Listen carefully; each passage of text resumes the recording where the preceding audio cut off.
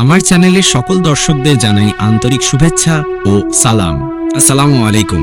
আশা করি আল্লাহর অশেষ রহমতে আপনারা সবাই ভালো আছেন। আজকে আরও একটি নতুন ভিডিও নিয়ে হাজির হলাম।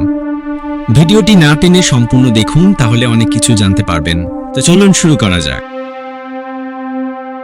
ইসলামিক পদ্ধতিতে গরু জবাইয়ের সময় গরু ব্যথা অনুভব করে কিনা এ নিয়ে একটা পরীক্ষা করা হয়েছিল।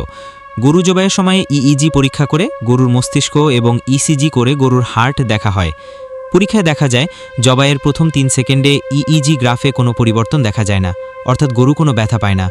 পরের 3 সেকেন্ডের ইইজি রেকর্ডে দেখা যায় গরু গভীর ঘুমে আচ্ছন্ন থাকার মতো অচেতন হয়ে থাকে। শরীর হতে প্রচুর রক্ত বের হয়ে যাওয়ায় ব্রেইনে রক্ত সরবরাহ হয় না বলে এই অচেতন অবস্থা হয়। এই প্রথম 6 সেকেন্ড পরে ইইজি গ্রাফে 0 লেভেল দেখাচ্ছিল, তার মানে গরু কোনো ব্যথা পাচ্ছিল না। গরুর যে খিঁচুনি আমরা দেখি সেটা স্পাইনাল কর্ডের একটি রিফ্লেক্স রিয়াকশন, এটা মোটেও ব্যথার জন্য হয় না। এই পরীক্ষাটি করেন জার্মানির হ্যানোভার বিশ্ববিদ্যালয়ের প্রফেসর শুলস এবং ডক্টর হাজিম। সুবহানাল্লাহ, আল্লাহ রাব্বুল আলামিন এমনভাবে সবকিছু সৃষ্টি করে দিয়েছেন যা অত্যন্ত নিখুঁত। যারা ভাবেন যে পশু জবাইয়ের মাধ্যমে মুসলমানরা পশুকে কষ্ট দিচ্ছে, তারা আল্লাহ রাব্বুল আলামিনের এই রহমতের কথা জানতে পারলে সত্যিই অবাক হবে। ভাই, কিছু বুঝলেন? এইটাই আল্লাহর কুদরাত। সেজদায় মাথাটা আল্লাহর সামনে নত হয়ে গেল। আরও নতুন কিছু জানতে আমাদের চ্যানেলটি সাবস্ক্রাইব করে রাখুন।